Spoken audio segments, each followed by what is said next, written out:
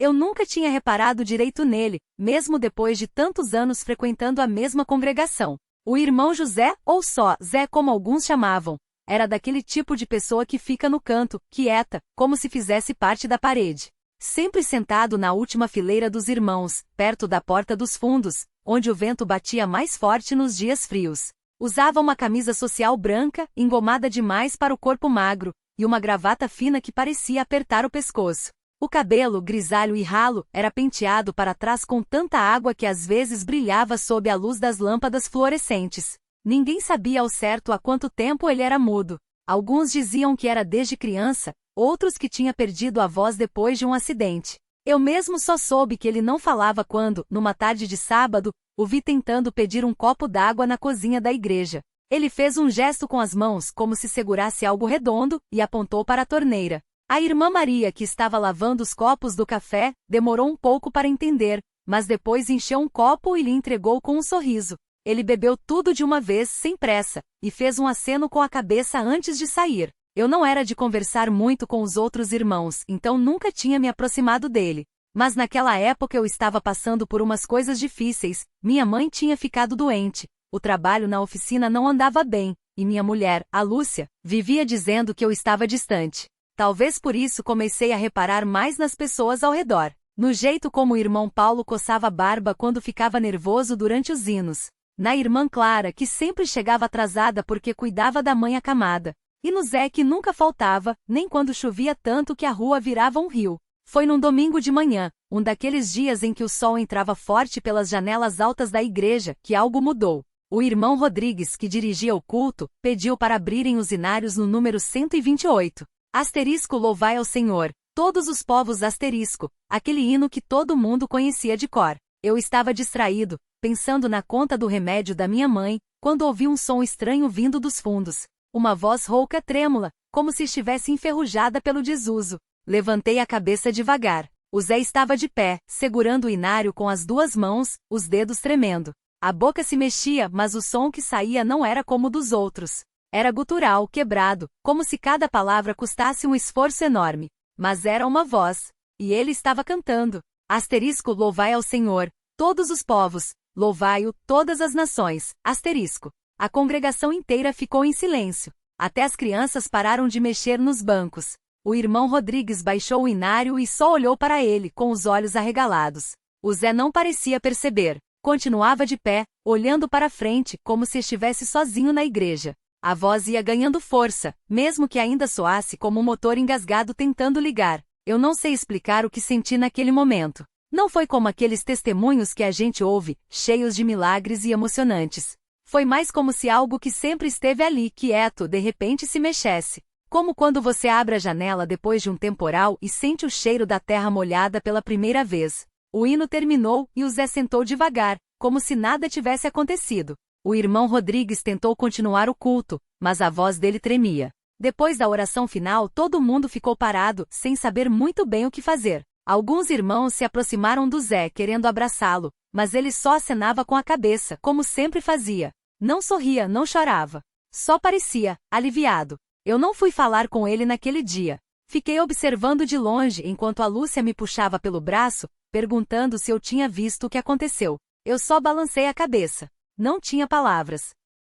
Na semana seguinte, o Zé voltou. Desta vez sentou no mesmo lugar, mas quando chegou a hora dos hinos, ele se levantou de novo. A voz ainda estava rouca, mas mais firme. Cantou o hino todo, do começo ao fim, sem titubear. Os irmãos já não ficaram tão surpresos.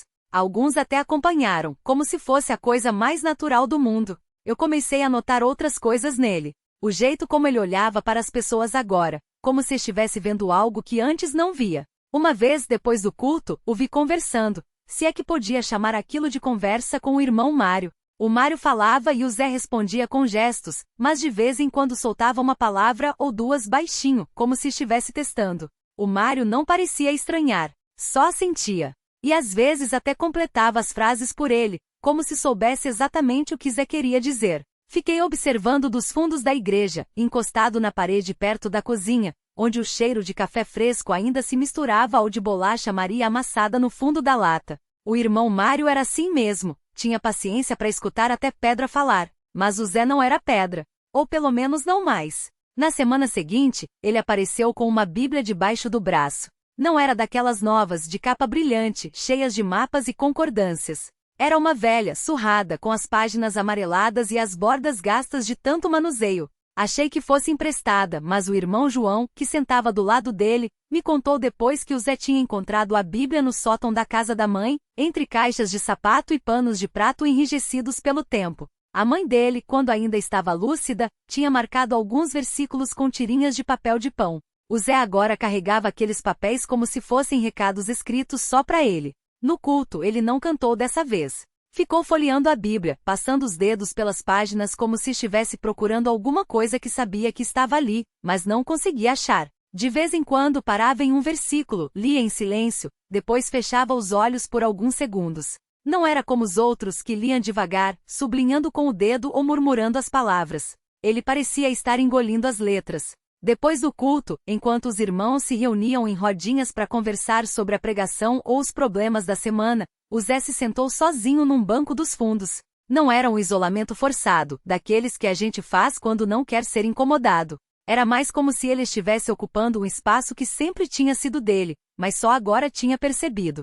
A irmã Clara, que não perdia uma oportunidade de dar conselho ou um abraço, se aproximou com um prato de bolacha e um copo de suco de uva. Ele aceitou sem olhar para ela, mas quando ela foi embora, vi que ele tinha deixado uma das bolachas intocada no prato, como se estivesse guardando para alguém. Na quarta-feira, dia de estudo bíblico, o Zé chegou mais cedo que todo mundo. A igreja ainda estava vazia, só o irmão Paulo varrendo o chão e eu arrumando as cadeiras que tinham ficado bagunçadas no domingo. Ele entrou sem fazer barulho, como sempre, mas dessa vez foi direto pro púlpito. Fiquei parado, segurando uma cadeira pelo encosto, sem saber se devia dizer alguma coisa. O irmão Paulo também parou de varrer e olhou para ele. O Zé não subiu no púlpito, só encostou a mão na beirada, como se estivesse medindo a distância entre ele e aquele lugar. Depois, tirou a Bíblia do bolso de trás da calça e a abriu numa página marcada. Não leu em voz alta. Só ficou lá imóvel, como se estivesse esperando alguma coisa. O irmão Paulo foi o primeiro a quebrar o silêncio. Precisa de ajuda, Zé? Ele balançou a cabeça devagar. Não era um não. Era um ainda não. Tá bem, o irmão Paulo disse e voltou a varrer. Eu também voltei a arrumar as cadeiras, mas não conseguia tirar os olhos dele. O Zé ficou ali até os outros começarem a chegar. Quando o irmão Mário entrou, cumprimentou-o com um aceno, como se fosse a coisa mais normal do mundo ver o Zé encostado no púlpito, com a Bíblia aberta e os olhos fixos em alguma coisa que só ele via. Naquele estudo, ele falou pela primeira vez em público. Não foi muito, só uma palavra aqui, outra ali, quando o irmão João perguntou algo sobre o texto que estávamos lendo. Mas foi o suficiente para que o silêncio que sempre o rodeava parecesse menos pesado. Como se ele tivesse furado um buraco naquela muralha invisível e agora o ar pudesse circular melhor. No domingo seguinte, ele não sentou nos fundos. Escolheu um banco no meio da igreja, perto da família do irmão Mário. Durante a pregação, vi que ele anota alguma coisa num pedaço de papel. Não era um caderno bonito, era só um rasgo de sacola de pão dobrado ao meio. Quando o culto acabou, ele guardou o papel no bolso com cuidado, como se fosse uma coisa valiosa. Eu não aguentava mais a curiosidade. Enquanto os outros se despediam na porta, me aproximei dele. O que você anota aí, Zé? Ele olhou para mim, e pela primeira vez desde que o conhecia, não desviou o olhar. Tirou o papel do bolso e me mostrou. Não eram anotações da pregação. Eram nomes. Uma lista de pessoas da igreja, escritas com letra trêmula, como se tivesse demorado para formar cada uma. Alguns tinham um traço do lado. Fiquei olhando aquele papel amassado, os nomes rabiscados com uma caneta que parecia estar quase sem tinta. Alguns tinham só o primeiro nome, outros vinham com sobrenomes que eu mal conhecia. E os traços ao lado, não eram riscados, eram marcas, como se ele tivesse passado o dedo várias vezes sobre o papel, como se estivesse contando. O que é isso, Zé? Perguntei, baixando a voz. Ele demorou para responder. Olhou para o chão, depois para a lista, como se estivesse decidindo se podia confiar em mim. Quando falou, foi devagar, como se cada palavra custasse. São os que já se foram. Não entendi de primeira. Achei que fosse alguma coisa da igreja, uma lista de doentes, de gente que precisava de visita. Mas então ele apontou pro terceiro nome, asterisco Dona Maria das Dores asterisco, e disse: essa foi a primeira. Faz 2 anos. Depois veio o seu antenor. O dedo dele desceu pela lista, parando em cada nome como se fosse uma lápide. Todos daqui. Todos que eu conhecia. Senti um nó na garganta. Não era uma lista qualquer. Era um registro. Um jeito dele não esquecer. Você anota quando? Quando morre, ele respondeu, simples assim. A gente reza por eles no culto, depois esquece. Eu não quero esquecer. Fiquei quieto. Não sabia o que dizer. O Zé nunca tinha falado tanto comigo e agora aquilo. Ele dobrou o papel de volta devagar, alisando as dobraduras com os dedos grossos, sujos de terra. Por que você me mostrou? Perguntei. Ele deu de ombros, mas não era um gesto de não saber. Era como se a resposta fosse óbvia demais para ser dita. Talvez porque eu fosse o único que tinha percebido o papel. Ou porque, de algum jeito, ele sabia que eu não ia rir. Você também anota coisa? Ele disse, finalmente. Não era uma pergunta. Pensei nos meus próprios rabiscos, escondidos no fundo da mochila. Não eram nomes, eram números. Datas. Coisas que eu não queria esquecer, mas que doíam de lembrar. É diferente, falei, mas não tinha certeza se era verdade. O Zé guardou o papel no bolso de novo. Dessa vez não escondeu o olhar. Ficamos ali, no meio daqueles cumprimentos e risadas na porta da igreja, como se estivéssemos sozinhos. Você quer que eu ponha mais algum? Ele perguntou, de repente. Não precisei perguntar o que ele queria dizer. Sabia que não era sobre os mortos. Era sobre os vivos. Sobre quem ainda estava ali, mas podia não estar amanhã. Balancei a cabeça. Não por medo, não por vergonha. Só porque algumas coisas a gente guarda para si até não aguentar mais. Um dia falei. Talvez. Ele assentiu, como se já soubesse que ia ser assim. Depois se virou e foi embora, andando devagar, com as mãos nos bolsos como sempre. Eu fiquei parado, ouvindo o barulho dos carros partindo, das pessoas se despedindo, da vida seguindo. Só então percebi que o papel não era só dele. Era nosso. Ou pelo menos poderia ser, se a gente deixasse. Fiquei ali por mais alguns minutos com o papel amassado na mão. O vento soprava fraco, mas suficiente para levantar poeira do chão de terra batida. Respirei fundo e dobrei a folha no bolso de trás da calça, como se fosse uma prova de algo que ainda não entendia direito. Quando entrei em casa, o cheiro de café queimado vinha da cozinha. Minha mãe estava de costas, mexendo numa panela com uma colher de pau. Não perguntou onde eu tinha estado, nem por que demorei. Ela só sabia que eu voltaria, assim como sabia que o café ia ficar amargo se não tirasse do fogo a tempo. Tá pronto. Ela disse, sem olhar para trás. Sentei à mesa e peguei a xícara que já estava ali, com o cabo virado para mim. O líquido estava quente demais, mas bebi mesmo assim. Queimou a garganta, mas era um tipo de dor que eu já conhecia. O João passou aqui cedo. Ela falou finalmente se virando. Disse que o serviço no armazém tá precisando de gente. Não respondi. Só assenti, olhando o profundo da xícara como se as respostas estivessem lá, entre os grãos de café que grudavam no fundo. Você não precisa, ela acrescentou, secando as mãos no pano de prato. Mas se quiser. Eu sei, eu cortei sem rudeza.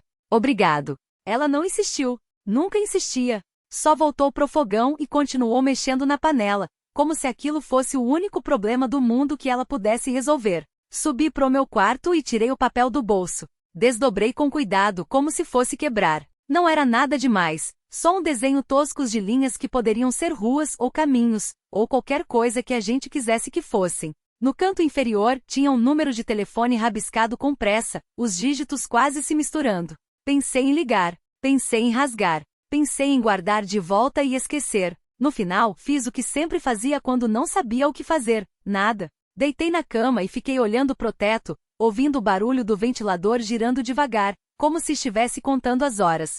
Não sei quando dormi, mas quando acordei, a luz do sol já estava diferente, mais baixa, como se o dia tivesse desistido de mim antes que eu desistisse dele. Lá fora a rua estava quieta. Só o som de um cachorro latindo longe, e o vento batendo nas folhas de zinco do galpão abandonado do outro lado. Vesti a mesma camisa de ontem, passei água no rosto e desci. Minha mãe não estava mais na cozinha. Só tinha um bilhete na mesa, ao lado de um prato com pão e manteiga. Asterisco, fui na casa da tia Marta. Volto logo. Asterisco. Não assinou. Não precisava.